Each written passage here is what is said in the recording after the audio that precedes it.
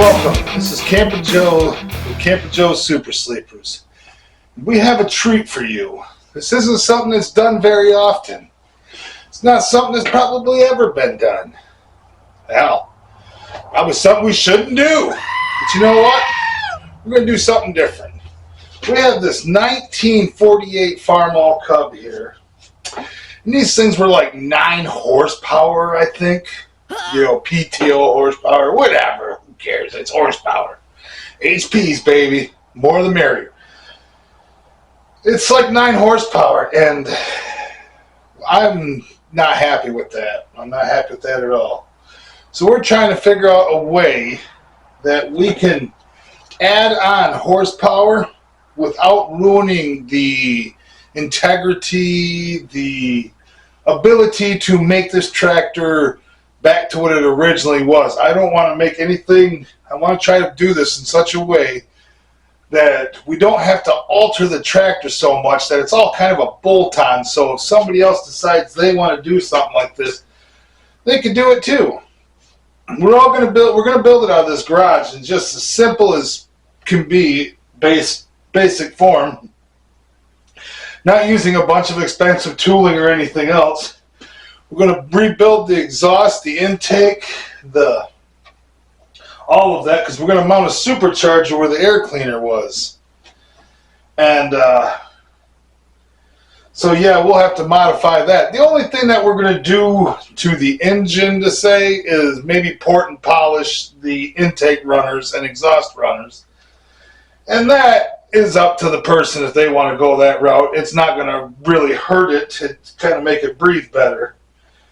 These flatheads weren't designed for excessive breathing. Now, a lot of people talk turbo. Turbo is kind of an RPM thing where a supercharger, we can change pulleys and, you know, get different speeds and stuff.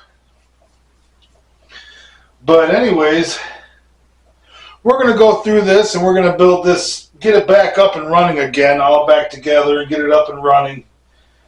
Before we put the supercharger back on, I had to do a few things and do some work on this tractor, but I need it to get back to work. I got some stuff for it to do. So we're going to get this back up and running, put back together, give you the basics on installing it back together. We're changing out the head bolts. We're going to go with studs because of the boost. But other than that, I have another engine that we're going to bring in. We're going to set it up on the motor stand.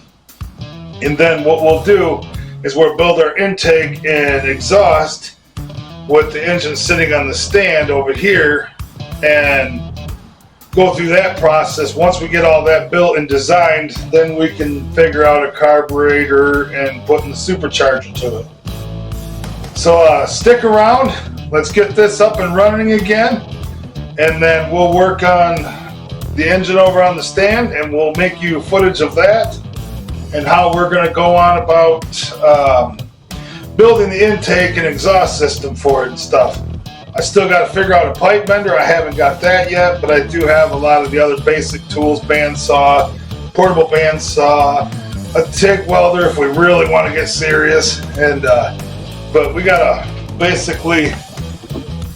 this multi-process welder. But anyways, to be honest, just wanted to be able to brush hog without bogging down. On a short the other day, we removed this this bolt it was broke off right in there, and we showed you how to weld that nut to it. So it's like so. Didn't do a very good job. Some people noticed I welded across my wrench. Take your nut, set it over your hole. This is a flux core welder. It'll work better with gas, but this is what we have at the moment.